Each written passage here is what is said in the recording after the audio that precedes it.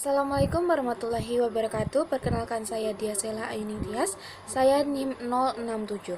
Saya berasal dari kelas ASY2C.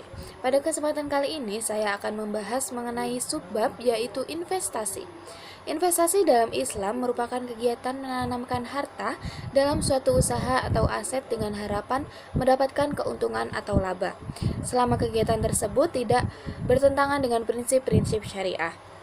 Tujuan utama investasi dalam Islam bukan hanya untuk memperoleh keuntungan, tetapi juga untuk mencapai keberkahan dan ridho Allah Subhanahu wa taala.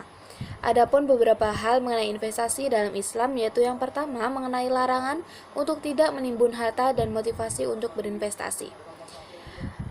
Sebagaimana dijelaskan dalam firman Allah Subhanahu wa taala dalam surat At-Taubah ayat 34 sampai 35.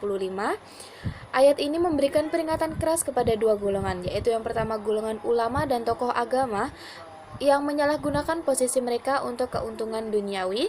Kemudian ada golongan orang-orang kaya yang menimbun kekayaan tanpa menunaikan kewajiban zakat atau infak di jalan Allah. Ayat ini juga menegaskan bahwa harta yang tidak digunakan di jalan Allah akan menjadi sumber azab di akhirat. Harta itu sendiri yang akan menjadi alat penyiksa bagi para pemiliknya.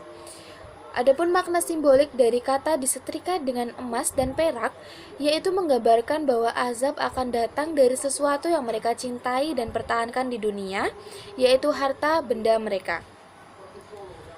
Adapun poin kedua yaitu pinjaman produktif.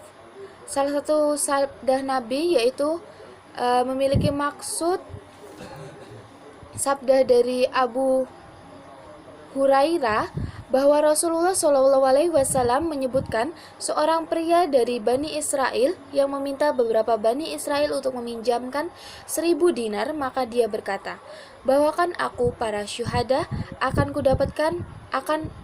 agar aku dapat menyaksikan mereka." Dia berkata, "Cukuplah Allah sebagai saksi." Dia berkata, "Bawakan saya penjamin." Dia berkata, "Cukuplah Allah sebagai penjamin."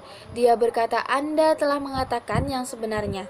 Dia berkata, "Jika dia memberikannya kepada untuk jangka waktu yang ditentukan, lalu dia pergi ke laut dan memenuhinya kebutuhannya, dia tidak menemukan perahu. Maka dia mengambil sebatang kayu dan mengetuknya dan memasukkan 1000 dinar ke dalamnya, dan selembar itu untuk pemiliknya." Dia berkata, "Ya Allah, tahukah Anda bahwa saya meminjamkan fulan 1000 dinar, lalu dia meminta saya untuk menjadi penjamin, dan saya berkata, cukuplah Allah sebagai penjamin. Lalu dia melemparkannya ke laut sampai dia masuk ke dalam air. Itu lalu dia pergi sambil mencari perahu yang pergi ke negaranya. Maka Allah yang pendahulunya pergi mencari. Mungkin sebuah perahu telah membawa uangnya. Maka ia melihat kayu tempat uang itu berada. Dia berkata, 'Demi Tuhan, saya masih berjuang. Mintalah perahu untuk membawakan uang Anda, dan saya tidak menemukan perahu sebelum Anda datang.' Dia berkata, 'Tuhan telah membayar untukmu apa yang aku kirimkan di kayu, jika dia menghabiskan 1000 dinar dengan pikiran yang sehat.'" Hadis Bukhari nomor hadis 2291. Adapun pesan penting yang dapat dipetik yaitu jika kita berniat baik dan tulus, Allah akan menolong kita bahkan dengan cara yang di luar logika manusia. Kejujuran dalam bermuamalah adalah urusan dunia seperti utang, pinjam-meminjam sangat dijaga dalam Islam. Allah bisa menjadi saksi dan penjamin yang paling bisa diandalkan, apalagi kalau manusia sudah tidak bisa dipercaya. Kebaikan itu menular. Kedua pihak dalam kisah ini adalah orang-orang yang jujur, amanah, dan beriman kepada Allah Subhanahu wa taala. Itulah sebabnya urusan mereka dimudahkan. Kemudian yang terakhir yaitu adalah hibah produktif.